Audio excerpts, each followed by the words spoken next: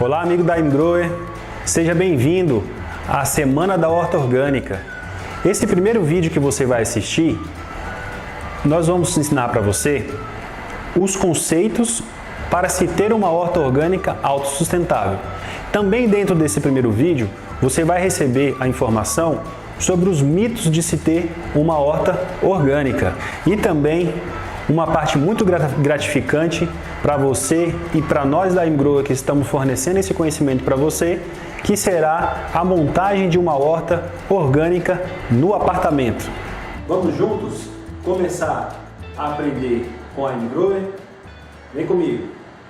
Mas nós vamos iniciar aqui então o conteúdo dos 7 mitos da horta orgânica. Vamos desmistificar isso hoje, né? Eu vou listar aqui para vocês hoje os 7 principais mitos, né? Como eu citei no início, são barreiras que nós mesmos colocamos na hora que estamos interessados em produzir o nosso próprio alimento. A pessoa está decidida, está interessada, né? Ela viu que é bacana produzir um alimento fresco, já está acompanhando os vídeos pelo YouTube, já está lendo sobre o material, já tem um colega que faz esse plantio. Só que a primeira barreira dela é realmente o financeiro. Então ela pensa ali que o quanto ela gasta hoje para fazer uma feira, será que essa horta é mais cara? E aqui já antecipo para vocês, não, né? É totalmente viável você produzir o seu próprio alimento. Você vai ter ele acessível, fresco, né? Orgânico, garantidamente orgânico ali na sua residência. Será que eu tenho tempo, né? Um segundo mito muito comum das pessoas será que eu tenho tempo para cuidar dessa horta? Eu digo para vocês aqui o seguinte, pensando numa horta em casa, numa horta orgânica, né? Que o nosso foco aqui é realmente a produção de alimentos em casa, tempo mais gastos na implantação dessa horta. E não é diferente aqui na horta. Então, fazendo um bom planejamento, dimensionando corretamente essa horta, aproveitando os materiais, esse tempo de implantação será o maior. Depois disso, o tempo de manutenção é o menor, né? Vamos pensar em 10 a 15 minutos por dia. Tempo para a horta, 20 minutos. Meia hora por dia, né?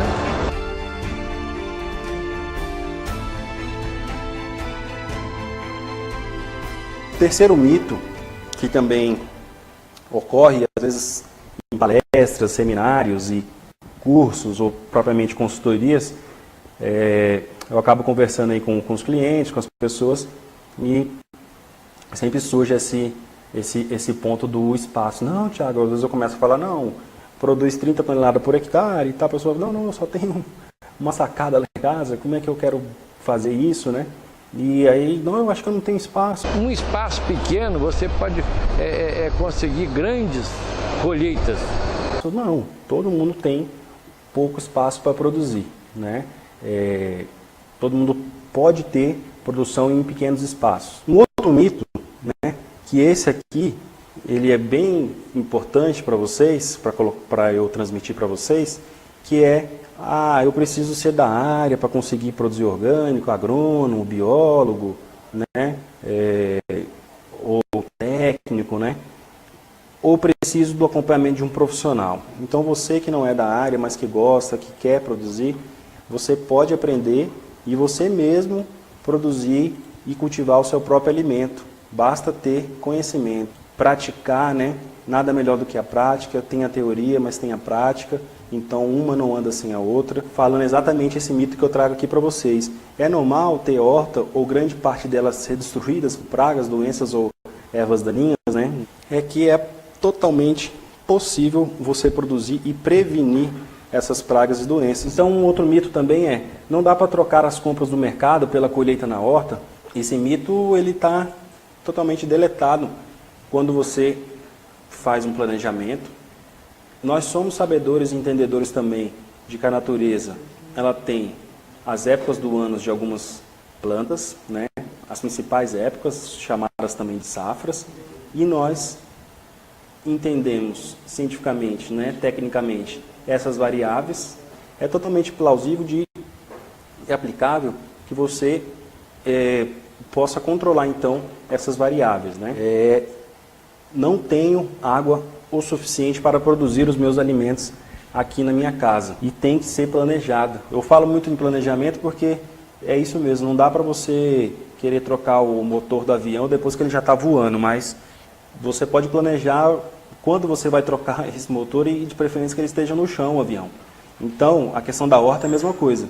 Por que você não tem água suficiente? Vamos calcular isso.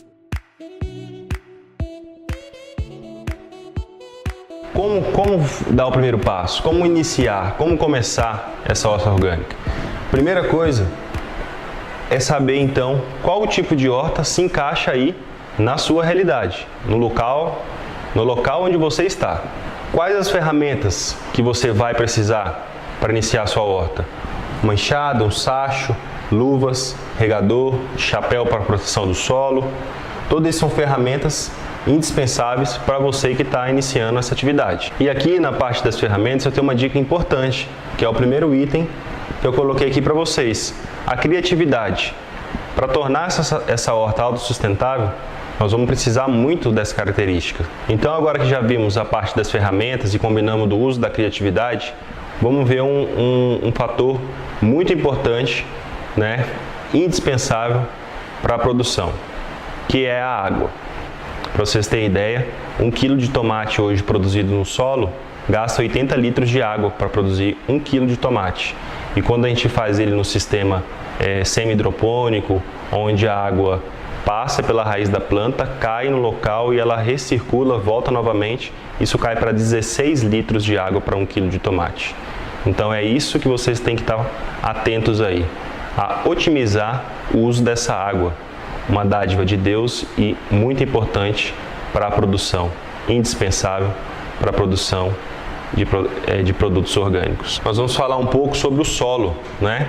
De que existe um mito de que terra ruim, solo ruim não se produz, que não existe solo ruim. Na verdade, nós vamos fazer esse solo ficar fértil, bom, equilibrado e de forma que a planta vai se desenvolver nele. O que precisa é trabalhar esse solo e torná-lo um solo com vida, um solo equilibrado, ou seja, um solo fértil. Um terceiro ponto muito importante para a sua produção é a luminosidade, tá? Ou seja, quantas horas de sol você tem disponível aí. No mínimo, vocês vão ter vai ser necessário ter disponível aí 6 horas de luz, tá? Mas isso também não limita você a não produzir se você tiver menos de 6 horas de luz, porque é possível fazer uma iluminação artificial, né? Até mesmo com o uso de placas solares, ou seja, sem o gasto excessivo de energia elétrica. A luz, ela é responsável por fazer a fotossíntese, por gerar, né, a luminosidade na folha das plantas e gerar a fotossíntese que faz a seiva elaborada dentro da planta, ou seja, faz os açúcares, os carboidratos e as vitaminas também que vão ter dentro do alimento. E a planta só cresce com luz, então é indispensável ter água, um solo fértil e luz. Para finalizar, eu gostaria de dizer para vocês que você já pode iniciar aí o seu planejamento, tá? Você já vai quantificar a água que você tem disponível, qual o sistema de irrigação que você vai trabalhar, como que vai ser essa adubação de solo e qual que é a luz que você tem disponível aí. Agora que nós já vimos o que é mais importante para uma horta, vamos começar a nossa horta orgânica? Antes de começar a nossa horta orgânica, a gente tem que saber do que é, então, e como é uma horta orgânica autossustentável. Esse conceito da horta orgânica autossustentável eu desenvolvi aqui, né, com a minha experiência prática de anos já, também aplicando isso na minha própria casa e na casa de clientes e de parceiros. Então, vou listar para vocês alguns conceitos, mas gostaria de ter a opinião de vocês também, né, a sua opinião, de enriquecer mais esse conceito. Estou aberto a sugestões e a gente vai ter essa troca e esse enriquecimento desse conceito. Na minha visão, o primeiro conceito é de que o valor que você gasta aí com as hortaliças para comprar no supermercado, ele vai ter que ser menor ou igual ao recurso financeiro que você vai empregar aí no seu espaço de produção. Um segundo é que o tempo que você gasta para ir nas feiras, no mercado, para escolher a sua hortaliça, e nem sempre ela está fresca e está de qualidade, né? Você sabe disso, é também menor, ou seja, você vai ter que pegar esse tempo que você utilizava para ir nas feiras, se deslocar, para dedicar à horta, para fazer o trabalho necessário da horta. Nós vamos estar sempre trabalhando conceitos de automatização, automatizar atividades que vão dispensar a mão de obra. Por exemplo, a irrigação, por exemplo, a compostagem, onde a gente pode utilizar as minhocas que vão trabalhar por nós, e também automatizar, em caso de iluminação artificial ou ventilação, equipamentos que você pode estar agregando aí na sua horta. Ou seja, diminuir o uso de mão de obra e automatizar para que essa horta não seja cara, seja uma horta acessível para todos. A comercialização desses produtos, tá? Você pode estar utilizando ele para o seu consumo e da sua família, mas você pode também estar comercializando ele ou trocando, né? Já existe experiências em bairros, em condomínios, onde tem essas hortas que o pessoal, a semana eu estou sem tomate, você está com tomate, a gente faz essa troca de hortaliças, né? Isso é muito bacana também. Então lá no planejamento nós vamos definir se você quer só consumir ou se você quer comercializar, né? Para que não se perda produção. Outro ponto aqui é o uso inteligente dos recursos disponíveis aí no seu espaço. Uma questão bem interessante é reaproveitar o lixo orgânico, né? Aqui já em Brasília estou com experiência de um projeto onde a gente está coletando lixo orgânico de uma rede de hotéis e estamos processando esse lixo orgânico e devolvendo isso em forma de semente, de adubo para os hóspedes, para as pessoas que frequentam esses hotéis. É um caso de sucesso muito interessante, né? Gostaria de convidar você a libertar sua criatividade, libertar esse espírito que pode estar um pouco adormecido aí dentro de você. Porque na verdade, em gerações passadas, nós tínhamos que produzir o nosso próprio alimento, né? E isso foi se perdendo ao longo do tempo. Então gostaria de convidar você a resgatar esse conhecimento que está adormecido aí dentro de você, produzir o seu próprio alimento e também de depois ensinar aos seus familiares e à sua comunidade de como produzir um alimento de qualidade. E o prazer que te dá mexer na terra, plantar, ver a planta crescer, dar fruto, isso não tem preço. Pelo menos para mim, eu acho que para muita gente. Oi gente, meu nome é Paula Gabriela, eu trabalho na Hortinutri, faço hortas residenciais, oficinas de agricultura urbana, compostagem, sou nutricionista, né? E venho trabalhando com a agricultura urbana desde 2013. Moro em Brasília, faço esse trabalho aqui. É minha paixão e é meu trabalho diário mesmo. E fui convidada pelo pessoal da I'm Grower para falar um pouquinho para vocês do passo a passo de como montar uma horta, como você pode fazer isso na sua casa. Mas, Paula, para quê, né? Para que eu quero ter uma horta? Por que ter uma horta em casa? Eu, como nutricionista, vou puxar para o lado da alimentação, mas vai muito além, né, de você ter uma alimentação de onde você sabe de onde está vindo o seu alimento, saber que é possível você plantar o seu próprio alimento, você não ficar dependente, né, só do mercado para isso. O movimento de agricultura urbana é muito interessante também pela questão da socialização mesmo. Aqui em Brasília já tem um movimento grande, já tem muitas hortas comunitárias, né? Então onde as pessoas ali vão mesmo para se encontrar e acabam aprendendo muitas coisas, né? A horta é uma grande ferramenta também pedagógica, então hortas nas escolas cada vez mais estão sendo utilizadas.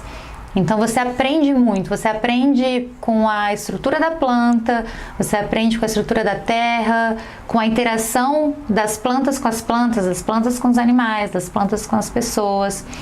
Então, motivos para ter uma horta em casa, além da alimentação, tem vários, né? Então, assim, é um pouco de resgate também de valores mais simples, de valores naturais, e de você começar a repensar mesmo até o próprio sistema de consumo. Então, se você quiser saber um pouquinho sobre a prática, né, de agricultura urbana em casa, eu recomendo que você assista esse vídeo até o final e depois, se quiser aprofundar, que você assista as outras aulas. Bom, então vou falar especificamente sobre uma horta dentro de um apartamento. Eu tô no apartamento de um casal e aqui tem aproximadamente uns 32 a 35 metros quadrados. Então, a primeira coisa é isso, você tem que olhar o espaço e ver aonde tem a melhor iluminação, aonde pegue pelo menos de 2 a 3 horas de sol direto, isso para temperos, tá? É bem importante.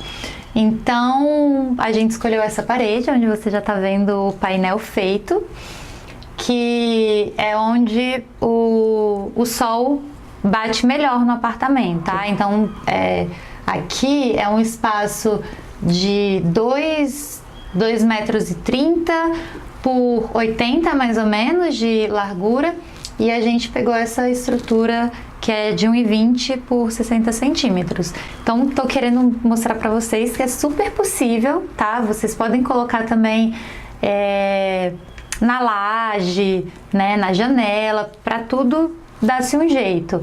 Então, fica aí agora, anota os materiais, porque a gente vai ensinar o passo a passo, desde furar a parede, de como fazer esse painel de horta na sua casa, tá bom? Bom, então, gente, por que a gente escolheu esse espaço, que é a varanda do apartamento?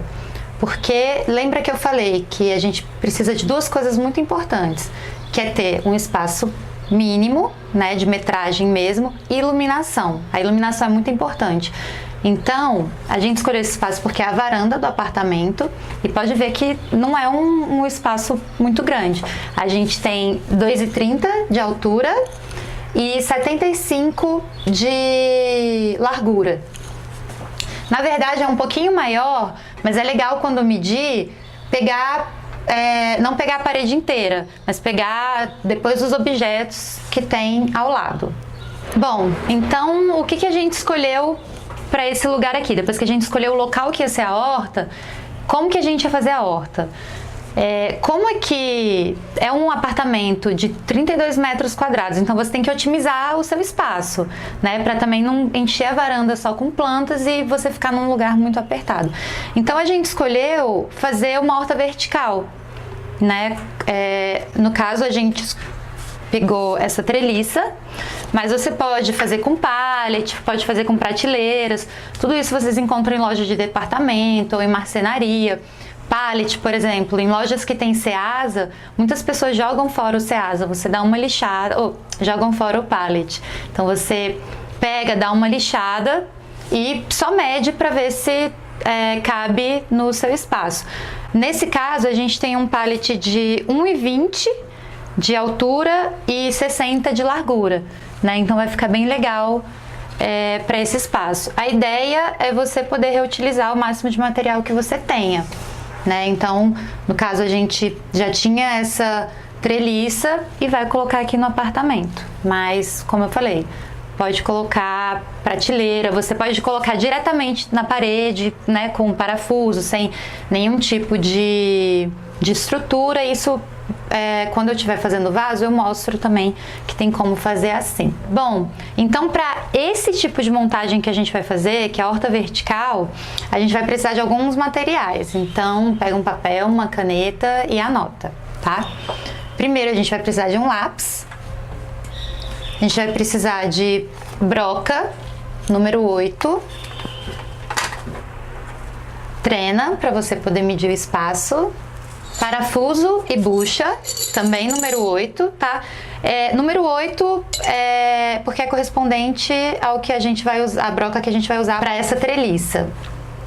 A gente vai precisar também de uma régua de nivelamento, tá? Se não, a de nivelamento é só para garantir que a treliça não vai ficar torta. Mas se você tiver uma régua ou uma trena, já ajuda. E uma furadeira, mas você tem que garantir que seja uma furadeira que tenha potência para furar a parede. E uma coisa muito importante.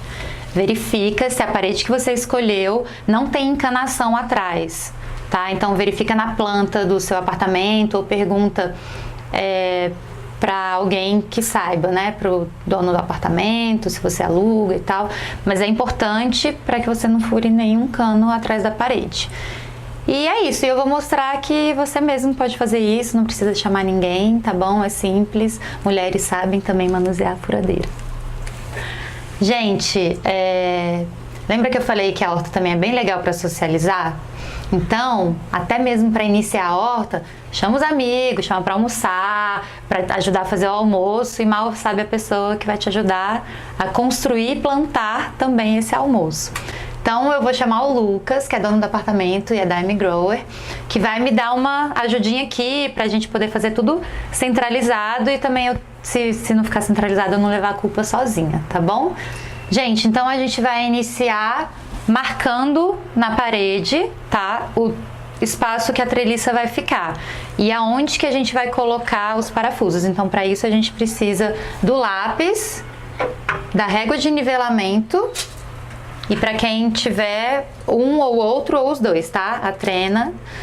Então, agora vocês vão ver duas pessoas, porque eu vou pedir para o Lucas segurar para mim, para eu marcar, tá bom? Você mede, centraliza. É legal que seja um tamanho que você consiga regar os vasos, então não coloque essa treliça muito alta, nem muito baixa se você tiver animais em casa, por exemplo, cachorro. Então também não coloque essa treliça muito baixa para o cachorro não subir, né, ou para o gato e tal. Então eu vou mostrar mais ou menos a altura que a gente vai colocar e vocês podem seguir mais ou menos essa medida, mas é bem de acordo com o espaço que vocês têm, tá bom? Então é importante que esteja bem centralizado, numa altura boa, né, das pessoas que vão utilizar essa horta. E essa coisa da régua de nivelamento é legal, porque você consegue ver se tá retinho mesmo, que é uma coisa que a trena talvez não consiga ajudar. Mas se essa bolinha de ar estiver entre os dois risquinhos, mostra que você colocou certinho. Depois que você centralizar a madeira, a treliça, vocês marcam aonde o parafuso vai ficar. Então, gente, vou deixar o Lucas segurando aqui enquanto eu falo, porque eu gosto de falar, e ele falou que não tá cansado, então... Mas é bem importante, tá, essa parte, marcar bem certinho. Eu tinha marcado um pouco para baixo e depois eu acertei com uma parte mais escura.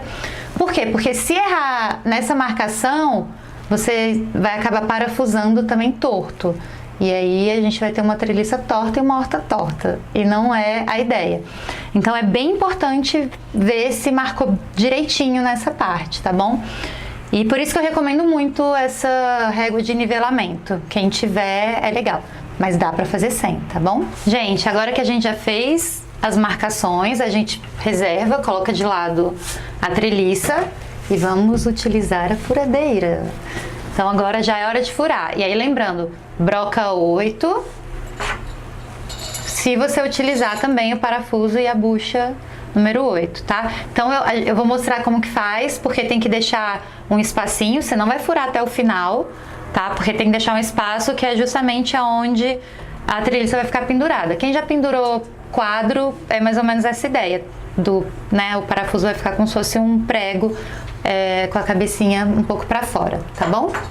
Ó, o que você faz? Você fura, não vai ter como medir muito, mas você tem que ter uma certa noção. Pra deixar esse espacinho aqui, ó, de fora, tá? Você deixa essa parte lisa, tá? Pra fora, pra que a madeira possa se encaixar aqui. Se você vê que a madeira que você tá usando é mais grossa que isso, deixa um espacinho maior ou compra um parafuso maior também, né? Que tem um comprimento maior, tá bom? Gente, então vamos lá? Vamos manusear a furadeira? Gente, enquanto o Lucas continua segurando, eu vou brincando um pouquinho. Vou brincar aqui com a furadeira. Mas é legal, depois que vocês fizerem os primeiros furos, dá uma conferida se mantém o mesmo lugar. E aí o que você pode fazer? Você já dá uma marcaçãozinha com a própria furadeira de novo, tá? É só pra garantir que vai ficar uma coisa bem feita, tá bom? Depois que furar, gente, agora a gente vai colocar as buchas, tá bom? Não coloque parafuso sem bucha, pelo amor de Deus. Então, enfia até o final. Aqui é a outra, ó.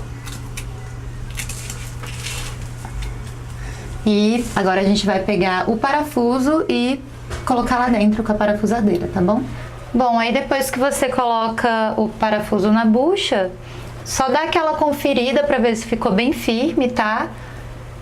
E aí você pode parafusar tanto com uma chave de fenda como uma parafusadeira. Eu gosto bastante dessa aqui porque ela é leve, ela é a bateria, então, e ela não fura a parede, tá, gente? Ela é uma parafusadeira, então ela é mesmo só para fazer esse tipo de acabamento.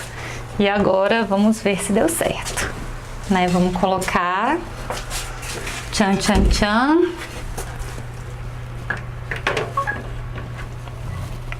E tchararam.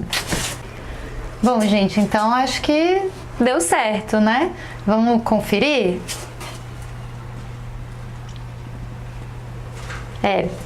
Pela régua de nivelamento ficou certo, mas é legal fazer encostadinho na parede. Por quê? Porque às vezes essas próprias madeiras estão um pouco tortas, então a gente viu aqui que, ó, por exemplo, nessa madeira aqui ficou um pouco tortinho, então às vezes mede embaixo, mede em algum lugar que você consiga ver que ficou certo.